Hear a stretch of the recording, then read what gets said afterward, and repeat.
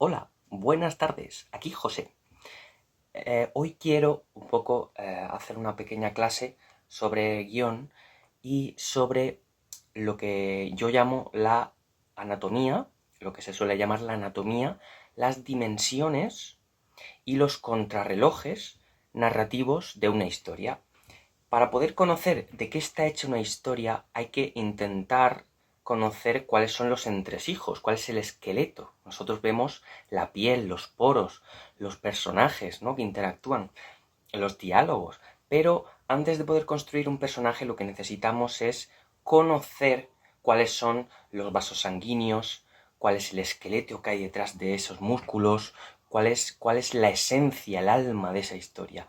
Y hay tres ingredientes que crearían un poco el cuerpo, la mente y el alma. Yo llamaría un poco de la mayoría, muchas de las historias aristotélicas o estas historias dramáticas de, de Polti o de muchos filósofos que empezaron a inventar desde la poética aristotélica hasta pues lo que conocemos hoy como el viaje del héroe, la heroína ahora, ya todo esto tiene que volverse más igualitario, ¿no? Entonces, la cuestión es, ¿qué oportunidades tenemos de contar una historia a partir de estos tres ingredientes? ¿Qué plato podemos construir? Vale. Lo primero que tenemos que tener es que tiene que haber unos personajes, tiene que haber un personaje que persiga algo, una pulsión que tenga que superar un obstáculo, ese personaje, para alcanzar otro personaje, ¿vale? Eso es un ejemplo. Lo normal es un personaje buscando a otro personaje. Luego hay una especie de lugar, ¿no?, un escenario donde está ese personaje, que tiene que acabar nuestro guión en otro lugar o el mismo lugar, pero que sea una galaxia totalmente distinta, ¿vale? Que esas galaxias se vayan uniendo, tanto la inicial como la final, vayan juntándose. Esa sería la segunda dimensión, una bidimensión. La primera sería una unidimensión, es decir, un personaje va persiguiendo, corriendo o intentando alcanzar otro personaje al final, unirse a él o encontrarlo. La segunda dimensión bidimensional sería una galaxia que intenta acercarse a otra, un lugar que va a aproximarse a otro. Y la tercera dimensión, algo más tridimensional, sería lo que todos conocemos como el bien y el mal. Y entre ese bien y ese mal estamos nosotros, los seres humanos, ¿vale? El bien se va a contraponer al mal, pero en esa tridimensión, esa trilogía, esa lógica entre tres uniones de seres, pues está el bien, los dioses, el mal, los demonios o los seres humanos. Aunque el mal no tiene por qué ser un demonio, puede ser un dios, porque el dios puede ser más conservador, ¿no? Los dioses, a lo largo de la historia griega, romana, eh, católica, hebrea, budista, árabe, todos tienen unos dioses, pero esos dioses pueden ser vistos como malos por otros, así que todo eso puede variar. Pero vamos a recordar esos tres conceptos: unidimensional, bidimensional y tridimensional. Imaginemos esas tres dimensiones: personaje que va a por personaje, galaxia que va a unirse a otra galaxia y el bien o el mal que va a encontrarse con los seres humanos en esa tridimensión, esa especie de unión. Esos tres. Ahora, dentro de esas tres dimensiones, lo que también tenemos que tener en cuenta es que hay un tiempo. Nosotros en un corto, un largometraje, una historia, un cómic o una novela, no tenemos todo el tiempo del mundo para contar desde el segundo 1 hasta el último segundo de vida de un personaje. Tenemos que hacer elipsis, tenemos que dar saltos en el tiempo, y eso lo que provoca es crear un tiempo, un lapso más corto, y dentro de ese lapso es bonito crear siempre la sensación de un contrarreloj. Es decir, algo se activa al inicio del cortometraje que al final tiene que desactivarse o que puede no ser desactivado y que va a provocar un cambio de paradigma, de personajes, de escenarios, de mundos, de emociones físicas. Es decir, va a haber un cambio.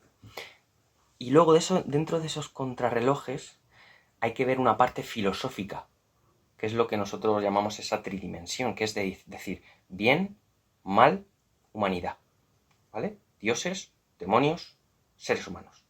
Esa parte es más filosófica, ¿no? ¿Quién elige lo que es el bien, lo que es el mal, lo que es un choque con la humanidad. Es algo más superior, ¿no? Y la parte inferior es la personajes, ¿no? Deambulando por un sitio. Hormiguitas yendo hacia un lugar. Vale. Teniendo esto en cuenta, he hecho una especie de PDF muy sencillo que explica esto, muy rápido. Imaginemos que tenemos un personaje A, que yo lo he llamado Galaxia A, que va a ir hacia un personaje B, que también lo conozco como una galaxia B, que es su interior. Personaje con un interior, mundo interno, busca a otro personaje B con un mundo interno. En esta segunda línea de tiempo que he hecho, veis que aparece Galaxia A. Esta galaxia A tiene una especie de entes o de astros, vamos a asimilarlo a planetas y astros, ¿vale? Ya que estamos hablando de galaxias, va a ser más sencillo de entenderlo. Y tenemos una serie de astros, que son los circulitos de color azul, que vamos a imaginar que son los personajes de nuestra historia, ¿vale?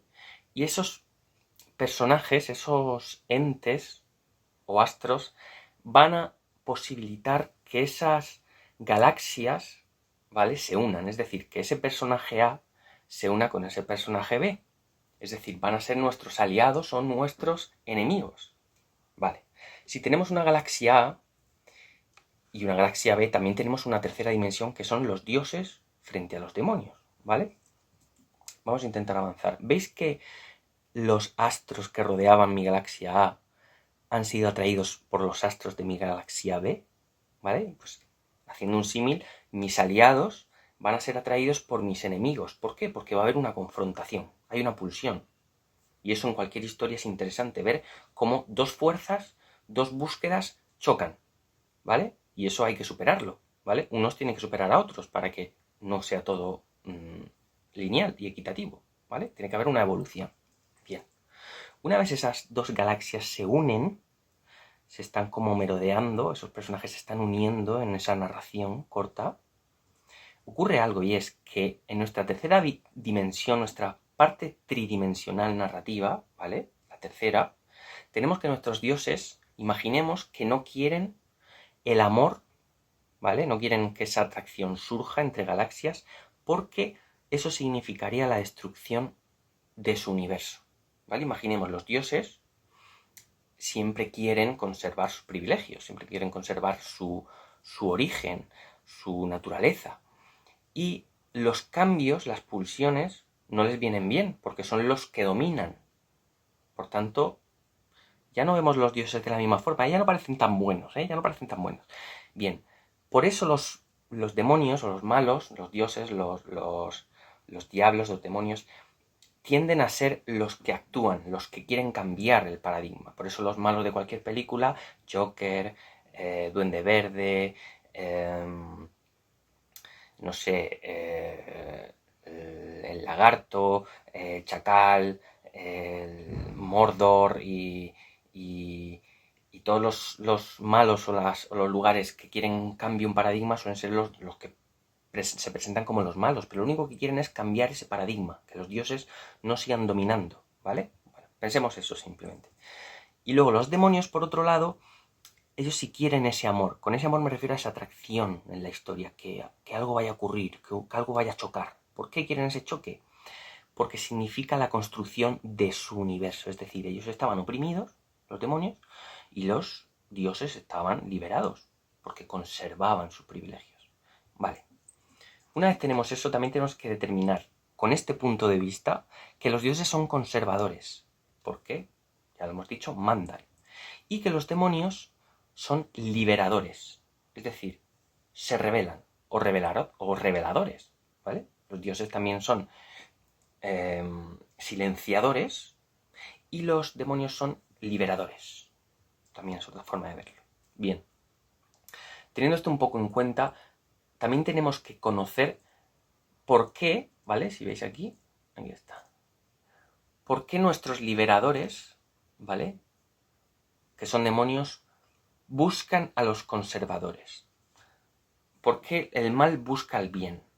Porque el mal, por sí solo, si lo entendemos como un concepto filosófico, no puede mutar o no puede variar sin el punto de cambio del bien, ¿vale? Si el bien sigue conservándose y el mal, por mucho que cambie, nadie va a mirar al mal de otra forma, ¿vale? Todo es una comparativa, todo en la vida lo hacemos comparándonos. Los dioses y los demonios igual, el bien, el mal.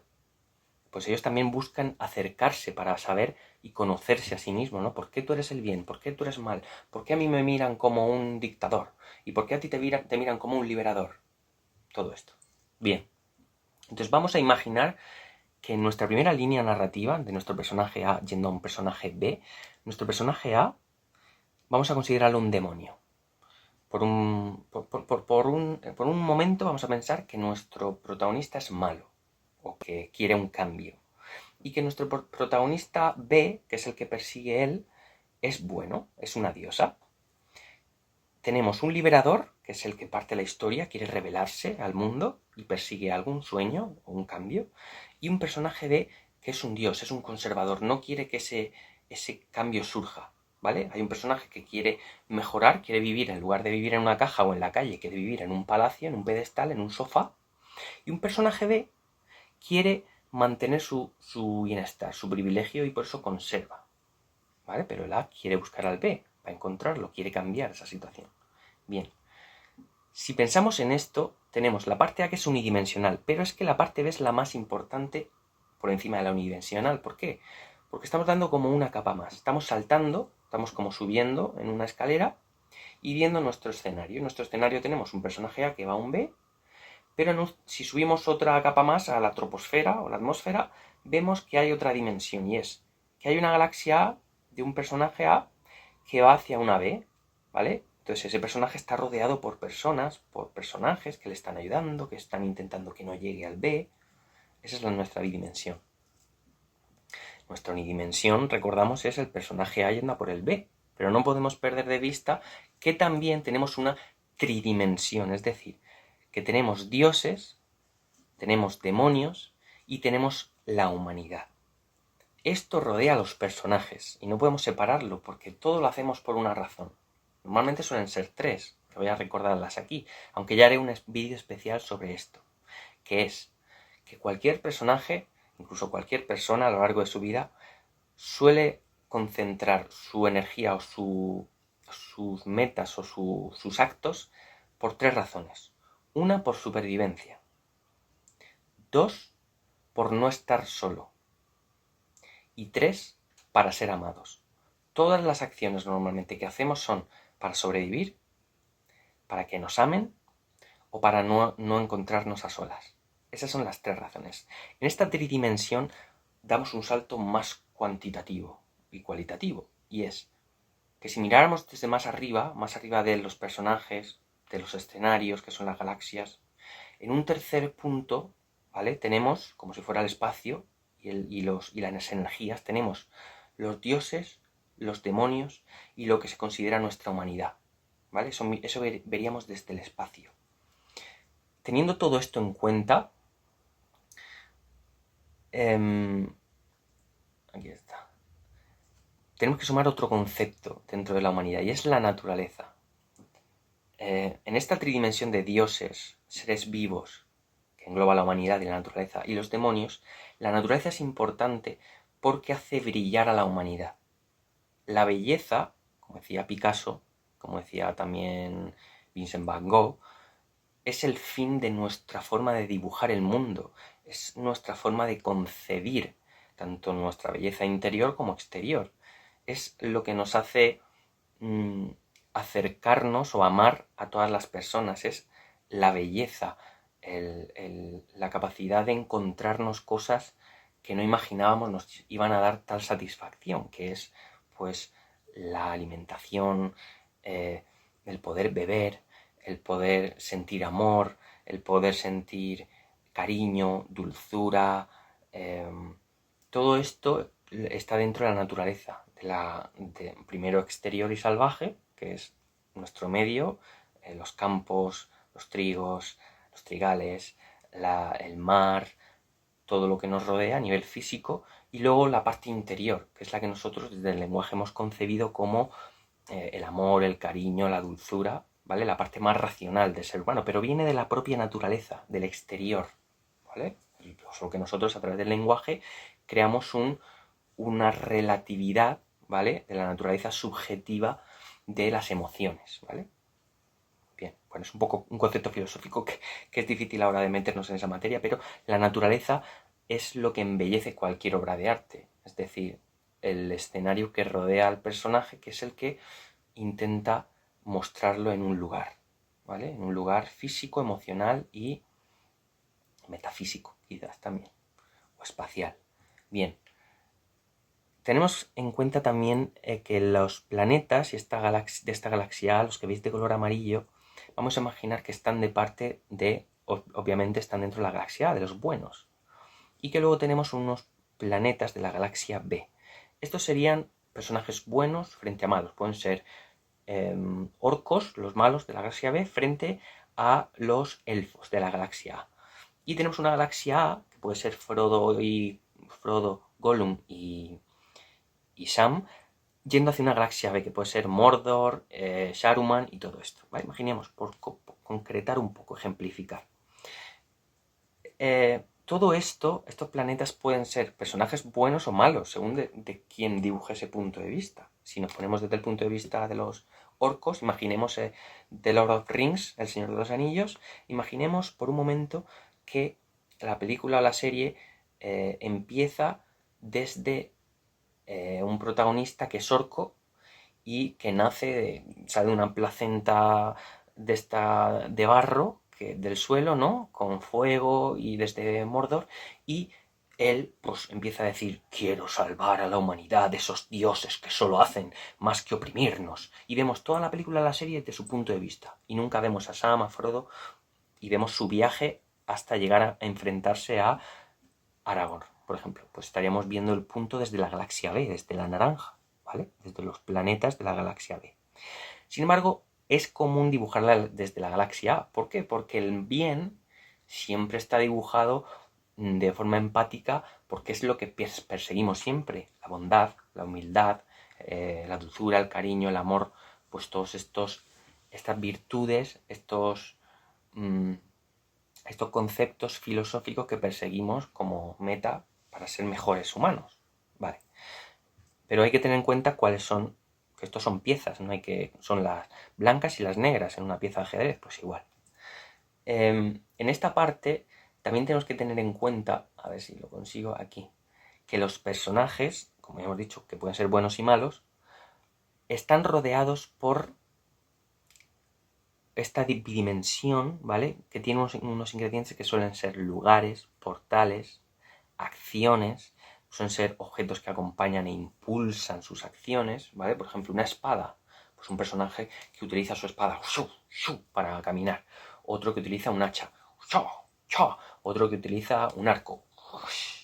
Todo eso dota de mayor vida las acciones de los personajes, porque si fuera un personaje simplemente caminando, pues quizás no sería tan interesante. ¿Por qué? Pues porque a nuestro alrededor hay belleza, como hemos dicho, la parte de la naturaleza. Pues el ser humano, como hacía el Homo neandertal o el Homo erectus o los primeros homínidos, es utilizar sus piedras, sus hachas, sus martillos, sus cuchillos, sus lanzas, como material de la naturaleza para sumarla, para hacer un personaje mucho más fuerte. Pues eso es importante, dotar a nuestros personajes de armas, vestimentas, objetos que los ayudan a abrir sitios, a abrir portales, a abrir puertas. Eso es interesante también, dotar a nuestros personajes en animación, por ejemplo, se llama assets, que son objetos, o en cine, en ficción, se llama pues simplemente objetos o implantes narrativos. Yo le doy a mi personaje una ametralladora y ella va a matar a aliens, a Teniente Ripley, ¿no? Pues eso le da más fuerza narrativa, ¿no? O un lanzallamas. Eso serían. Luego, estos portales, ¿por qué existen? Existen también para que nuestros personajes y estos objetos impulsen un poco más y ayuden a llegar a estos protagonistas a la forma o ese choque entre galaxias de una forma más natural, como más bella, más lírica, de una mejor forma, de una forma más narrativa, fluida. Porque si alguien va a un sitio y lo hace pues de forma directa, pues como que no hay camino, no hay una forma de romper lo irrompible, ¿no? Como el destino, ¿no? El destino tiene que ser modificado para que todos veamos que hay una posibilidad de luchar contra nuestro destino. Pues igual le ocurre a los personajes. Estas serían un poco las primeras piezas para construir los huesos y esqueleto de nuestra historia. Y ya está. Espero que os haya gustado y nos vemos en la siguiente lección. Os mando un abrazo. Adiós.